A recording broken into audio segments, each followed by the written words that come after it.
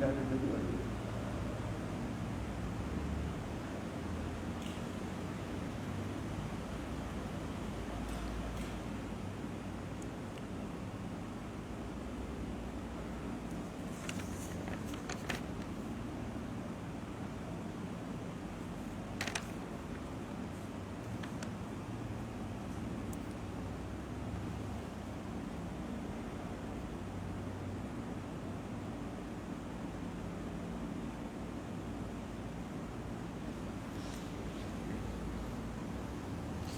Bismillahirrahmanirrahim. Assalamualaikum warahmatullahi wabarakatuh. Innal hamdalillah nahmaduhu wa nasta'inuhu wa nastaghfiruh wa natubu ilaih wa na'udzu billahi min shururi anfusina wa min sayyiati a'malina may yahdihillahu fahuwal muhtad wa man yudlil falan tajida lahu waliyan mursyida. Asyhadu an la ilaha illallah wahdahu la syarika lah wa ashhadu anna Muhammadan abduhu wa rasuluhu. Allahumma salli ala sayyidina Muhammad wa ala alihi wa sahbihi wa man da'a bida'watihi ila yaumiddin, amma ba'd. Saudara-saudari muslimin, para pendengar yang dirahmati Allah, marilah sama-sama kita meningkatkan ketakwaan kita ke hadrat Allah Subhanahu wa taala dengan melaksanakan apa yang telah diperintahkan oleh Allah Ta'ala dan meninggalkan segala apa yang Allah tegah dan yang Allah larang dengan kadar yang segera. Mudah-mudahan kita tergolong di kalangan hamba-hambanya yang bertakwa dan yang beramal saleh. Yang keduanya, raditu billahi rabba wa bil islami dina wa bi Muhammadin nabiyya wa rasula.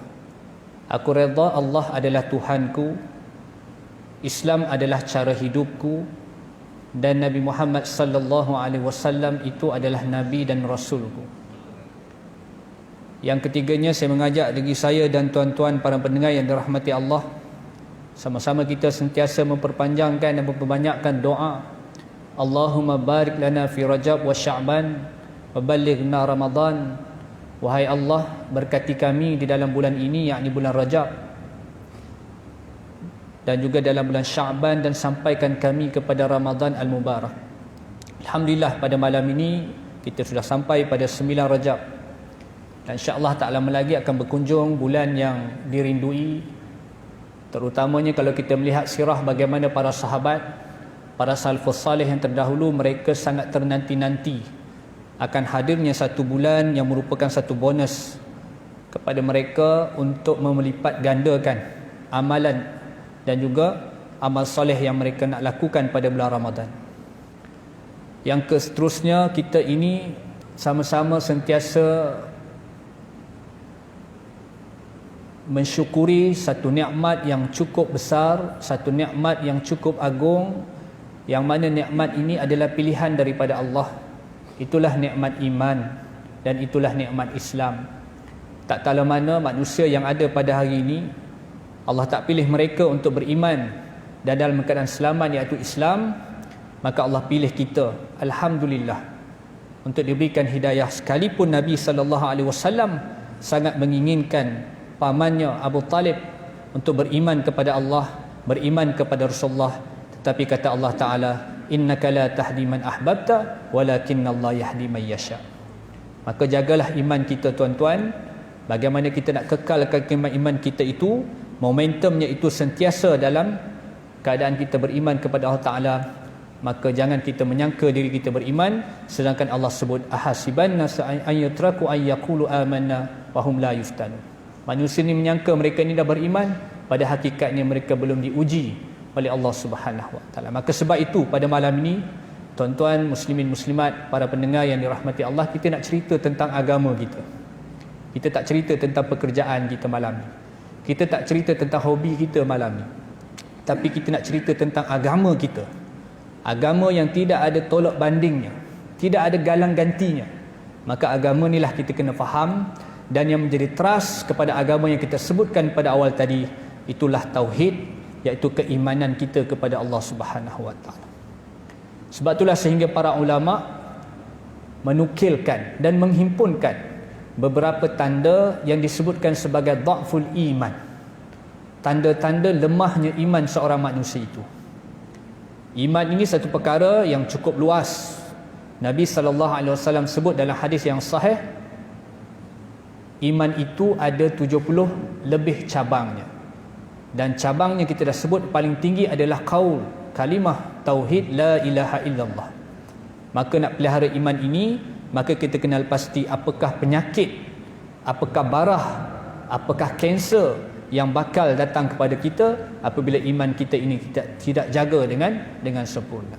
Yang pertama kata ulama, iaitu apabila ilmu agama ini sukar untuk kita faham. Pada hari ini, ilmu yang kita dengar, ilmu agama khususnya, mudah kita dengar, mudah kita lihat dengan media sosial yang ada di hujung jari kita, dengan masjid-masjid setengahnya itu imarah dengan majlis ilmu, dan apa saja pengisian majlis ilmu. Maka di situ ilmu itu mudah kita dengar, tetapi hakikatnya sukar untuk kita fahami. Yang pertama kata ulama, sukar untuk difahami, sukar untuk dihayati, dan sukar untuk diingati. Kita ambil contoh yang paling mudah. Misal kata sampai pada hari Jumaat, antara amalan yang dituntut kepada kita adalah untuk memperbanyakkan berselawat ke atas Nabi kita. Ada lagi amalan yang lain, betul, seperti membaca suratul kahfi, seperti datang awal ke masjid dan seumpamanya. Tetapi antara amalan adalah kita berselawat ke atas Nabi kita, Nabi Muhammad sallallahu alaihi wasallam. Tetapi bila mana saban minggu datangnya hari Jumaat, kita tahu dah tuntutan itu, perintah daripada Allah, ingatan daripada Nabi kita, tapi kita tak buat. Maka bimbang. Inilah yang disebutkan oleh para ulama, iaitu ilmu agama itu sukar untuk difahami, sukar untuk diingati, dan sukar untuk dihayati. Ini yang pertama, da'ful iman, lemah iman itu dengan ciri yang pertama. Kemudian kita lihat yang keduanya kata ulama, iaitu da'ful iman, lemahnya iman satu orang manusia itu, satu iman, iaitu iman hamba Allah itu, terasa dirinya itu semakin liar dan liat untuk melakukan maksiat. Liar dan liat. Liarnya satu benda lah, maknanya kata benda yang tak boleh dikawal. Liat pula tu, dia sangat, ataupun minta maaf, yang kedua bukanlah liar dan liat untuk maksiat, tetapi liar dan liat untuk dia taqarrub ilallah. Sebaliknya, lawannya, taqarrub ilallah, iaitu mendekati Allah Ta'ala. Antara ulama sebut 3 cara untuk kita dekat kepada Allah Ta'ala ialah dengan kemantapan akidah kita, jelas pegangan akidah kita, faham kita tentang tujuan kehidupan kita ini, akidah kita itu bagaimana. Yang kedua iaitu dengan kita memperbaiki akhlak kita. Dan yang ketiga ulama sebut iaitu kita bertawasul bi amal soleh kita, dengan amal-amalan soleh kita. Maka itu di antara apabila kita merasakan diri kita semakin liar dan liat untuk taqarrub ila Allah, mendekati Allah Ta'ala, kita tak buat benda-benda sunat yang diajarkan oleh Nabi SAW, apatah lagi kita meninggalkan amal-amal wajib, maka ini merupakan di antara tanda-tanda limah ataupun barahnya iman kita itu semakin teruk. Sehingga ada yang berani meninggalkan solat, maka hakikatnya solat itu bila ditinggalkan adalah semungkar-mungkar perkara yang mungkar, kata ulama dalam kitab Munyati Musallim. Semungkar-mungkar perkara yang mungkar, sekeji-keji, iaitu perkara yang keji, dan juga disebutkan iaitu perkara sebesar-besar dosa yang ada. Maka ini harus kita pahami. Kemudian yang ketiganya di antara tanda lemahnya iman seorang manusia itu, malam ni kita nak sebut 9. Yang ketiganya iaitu semakin berani melakukan maksiat. Semakin berani melakukan maksiat. Tinggal solat tu perkara biasa. Kadang-kadang bukan tak sampai kepada kita perintah wajib dan perintah haram itu untuk kita tinggal dan wajib untuk kita lakukan, tetapi sengaja kita lakukan juga. Maka sifat sedemikian adalah merupakan satu daripada tanda-tanda lemahnya iman seseorang. 3. Begitu juga yang keempat, iaitu suka bertangguh untuk bertaubat. Suka bertangguh untuk bertaubat. Kita bila mana melakukan maksiat, sedar daripada kesalahan kita, maka kita ini diwajibkan segera bertaubat. Kita menyebut istighfar, minta ampun pada Allah Ta'ala, dan kita bertaubat dengan taubatun nasuha, taubat yang sebenar-benar taubat, kita berazam takkan mengulangi dosa tersebut, maka ini di antara yang kita kena betul-betul sentiasa ada dalam diri kita, trigger. Bila mana kita melakukan maksiat, kita segera minta ampun kepada Allah Ta'ala, segera bertaubat kepada Allah Subhanahu Wa Ta'ala. Dalam mazhab Syafi'i kita mesti minta taubat. Kalau pada manusia itu, kita mesti minta maaf secara tafsili, kena sebut kesalahan kita.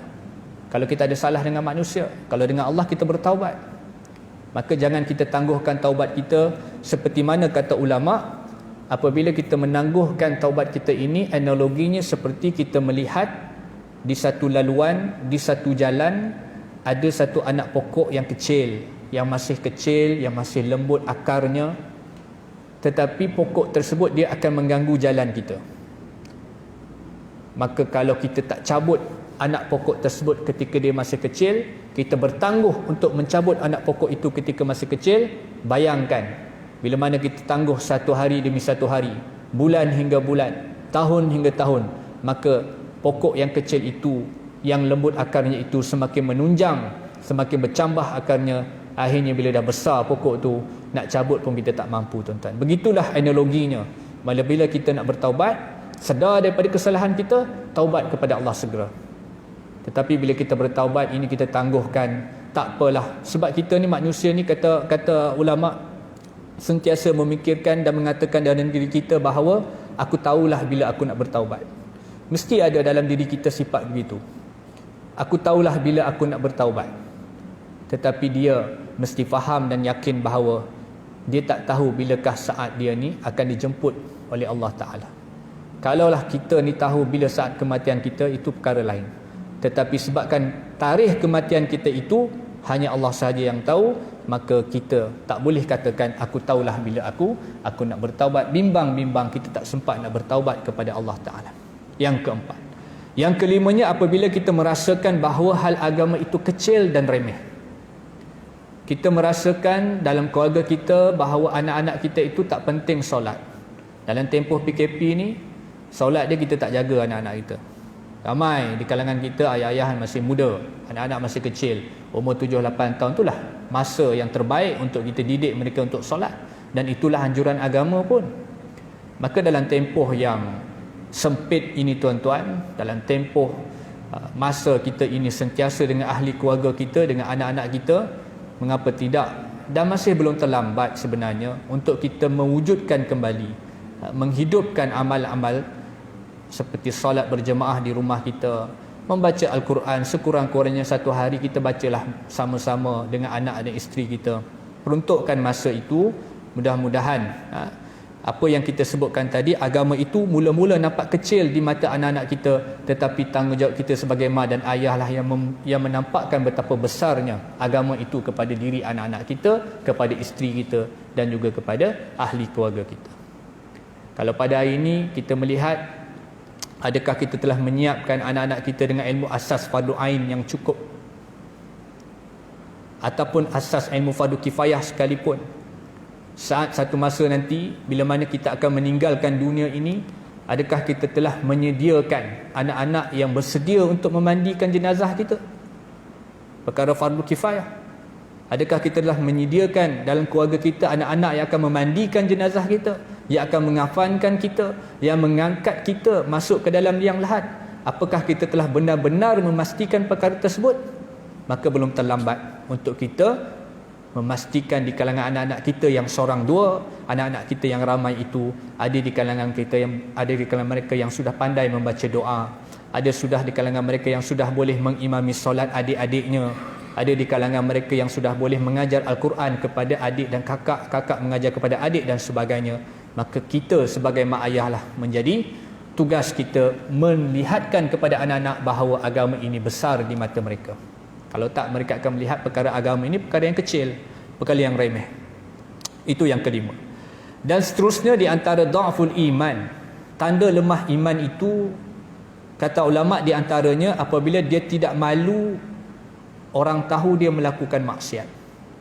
Tuan-tuan, para pendengar, muslimin, muslimat yang dirahmati Allah, hari ini kita lihat betapa mudahnya dalam aplikasi handphone yang ada pada kita ni tuan-tuan, dengan Facebooknya, dengan Twitternya, dengan IG-nya, dengan TikTok sekalipun. Tak boleh kita kata kita tak ambil tahu benda dia tuan. Kita kena ambil tahu. Inilah yang dijamu kepada anak-anak kita. Maka hukum kita menggunakan Facebook, Twitter, IG, TikTok dan seumpamanya itu di media sosial itu hukumnya harus. Seperti mana kita melihat bagaimana kita mengambil satu pisau. Pisau yang kita gunakan itu adalah pisau untuk kita potong sayur, untuk kita potong daging, untuk kita potong ikan, untuk manfaat kita. Maka harus kita gunakan pisau untuk kebaikan. Tetapi pada masa yang sama, pisau yang kita gunakan tadi untuk manfaat, untuk potong sayur, untuk potong daging, untuk potong ikan, untuk kita makan, ahli keluarga kita makan, pisau yang sama kita tikam orang, tuan-tuan. Pisau yang sama kita bunuh orang, tuan-tuan. Maka alat ini hukumnya menjadi haram ketika kita menggunakan perkara yang haram. Maka Facebook, Twitter, TikTok dan sebagainya itu harus kita gunakan selagi mana ia tidak bertentangan dengan syariat. Hari ini kita lihat banyak juga agamawan yang menggunakan TikTok untuk dakwah mereka. Ada kumpulan sasaran yang cukup besar, iaitu golongan muda, golongan remaja itu di situ mereka, komuniti mereka di dalam itu. Kita tak nampak mereka di luar ni, tuan-tuan. Dan ini realiti pada hari ini. Satu benda yang kita tak boleh elakkan. Dunia mereka adalah dunia media sosial. Maka nak mendekati mereka sudah tentulah dengan aplikasi yang mereka suka, yang mereka cenderung. Tetapi pada masa yang sama kena pantau juga.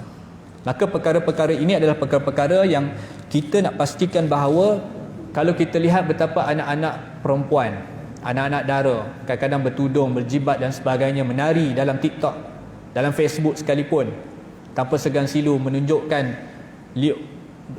gerak badannya, bentuk badannya yang menyebabkan merangsang lelaki-lelaki yang mana di kalangan bukan mahram mereka melihat dengan percuma. Kalau kita lihat dulu ayah-ayah kita, kalau kita boleh flashback baliklah, kita kalau datang rumah orang, kita nak tengok gambar keluarga tu pun payah, tuan-tuan. Betul tak?